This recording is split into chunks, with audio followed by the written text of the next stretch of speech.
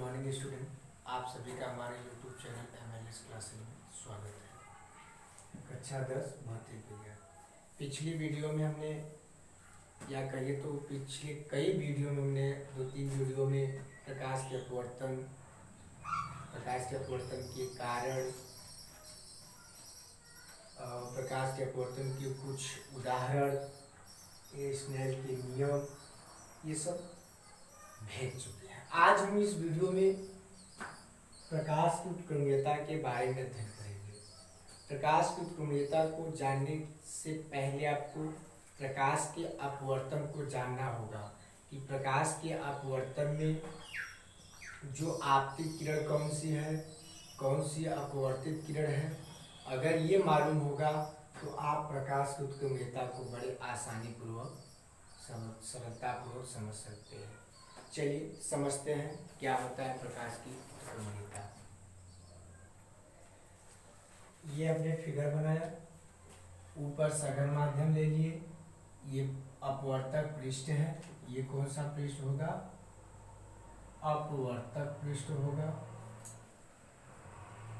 और नीचे विरल माध्यम है, विरल माध्यम को 2 माने हैं, ऊपर सघन माध्यम है जिसको 1 माने हैं। पहले अपवर्तन के नियम के अनुसार क्या हो जाएगा, आपतित किरण पृष्ठ पर पड़ती है तो अगले माध्यम में सीधे न जाकर अपने मार्ग से क्या होती है, विचलित हो जाती है। जो आप जानते हैं कि ये विरल माध्यम है तो अविलंब से दूर हटेगी। तो अपवर्तन में प्रथम व द्वितीय नियम बताया गया था। तो द्वितीय नियम को स्नेल का नियम कहते हैं। स्नेल के नियमानुसार यहाँ पर क्या होगा, साइन आई आपतन कोण की ज्या साइन आई तथा अपवर्तन कोण की ज्या साइन आर का अनुपात नियतांक होता है जिसे अपवर्तनांक कहते हैं, जिसे 1n2 या n भी लिखा जाता है। ये समीकरण 1 हो गया। अब आप प्रकाश की उत्क्रमणीयता के सिद्धांत से देखेंगे कि कौन सी किरण आपतित किरण होगी, कौन सी किरण अपवर्तित किरण की भांति व्यवहार करेगी।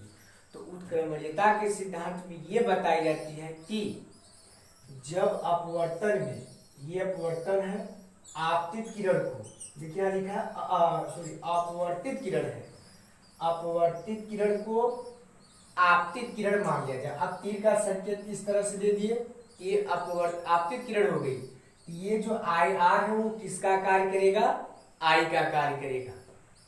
तो अपवर्तित किरण को आपतित किरण मान लिया जाए, हमने मान लिया तो क्या कहा जा रहा है कि आपतित किरण, तो आपतित किरण अपवर्तित किरण की भांति व्यवहार करेगी। मतलब जो प्रकाश की किरण है अब वह आपतित किरण की रेखा में चली जाएगी। तो ये जो आई बना है अब आर का कार्य करेगा। यहाँ पर स्नेल का नियम लगाएंगे तो क्या होगा, उत्क्रमणीयता के सिद्धांत में स्नेल का नियम लगाने से ये आई का कार्य कर रहा है तो साइन आर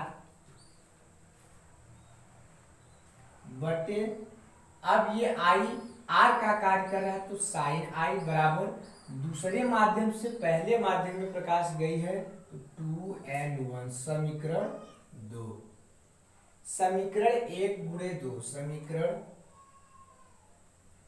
1/2 साइन आई बटे साइन आर गुणे साइन आर बटे साइन आई बराबर 1n2 गुणे 2n1। साइन आई से साइन आर कट गया, साइन आर से साइन आर कट गया, बचा क्या आपका 1 बराबर 1n2 गुणे 2n1, अर्थात 1n2 गुणे 2n1 बराबर 1। पहले के सापेक्ष दूसरे का अपवर्तनांक तथा दूसरे के सापेक्ष पहले का अपवर्तनांक का गुणनफल का मान कितना होता है, 1 होता है। यदि हमको पहले के सापेक्ष दूसरे का अपवर्तनांक मालूम है तो हम किसी दूसरे के सापेक्ष पहले का भी ज्ञात कर सकते हैं। अर्थात जैसे जल और कांच दो माध्यम ले लिए, जल के सापेक्ष कांच का मालूम है, लेकिन कांच के सापेक्ष जल का मालूम करना होगा, तो आपको यहां पर सूत्र को लगाना होगा। इसी प्रकार प्रश्न आपका आता है कि दो माध्यम के अपवर्तनांकों का संबंध ज्ञात कीजिए। तो दो माध्यम के अपवर्तनांकों का संबंध यही आपको ज्ञात करके बताना होता है कि पहले के सापेक्ष दूसरे का और दूसरे के सापेक्ष पहले का गुणनफल इतना होता है। अब यहाँ पर माध्यम दिया रहता है, कभी कभी प्रश्नों में सघन और विरल कह देता है, कभी कभी प्रश्नों में जल कांच लिया रहता है, कांच वायु लिया रहता है, वायु और जल लिया रहता है, जो भी दो माध्यम लिया रहेगा आपका। तो पहले के सापेक्ष दूसरे का और दूसरे के सापेक्ष पहले के अपवर्तनांकों का गुणनफल 1 होता है। ये कई बार प्रश्नों में भी आया है, कई बार आपके प्रश्न में भी आया है। तो अब इस तरह से प्रकाश के अपवर्तन समाप्त होते हैं। अब इस पर जो न्यूमेरिकल्स होंगे वो आप अपने से लगाएंगे। लगाने के पश्चात जो नहीं आएगा वो हमारे कमेंट बॉक्स में आप देंगे। लेकिन इतना जरूर ध्यान दें, जो पिछली 2-3 वीडियो हमने अपवर्तन के संबंध में भेजा है उसे जरूर तैयार करें। जैसे जैसे पढ़ाएंगे अगर उस तरह से आप तैयार किए तो आपको कहीं भी न्यूमेरिकल लगाने में दिक्कत नहीं। बातों को गौर से सुनेंगे, क्योंकि बातों में ही छिपा है कहाँ क्या कहा जा रहा है। तो इस तरह से अब अगली वीडियो में हम अपवर्तन के संबंध में ही लेंस को लेकर आएंगे, क्योंकि लेंस में भी अपवर्तन पाया जाता है।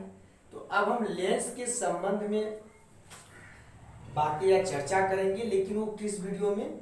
अगली वीडियो में। लेकिन इस वीडियो में आपने देखा कि प्रकाश की उत्क्रमणीयता क्या होती है। उत्क्रमणीयता के सिद्धांत के अनुसार ही पहले और दूसरे, दूसरे और पहले के अपवर्तनांकों का गुणनफल सदैव 1 होता है। इस तरह से अगर यह वीडियो आपको पसंद आए तो लाइक और सब्सक्राइब करना ना भूलें।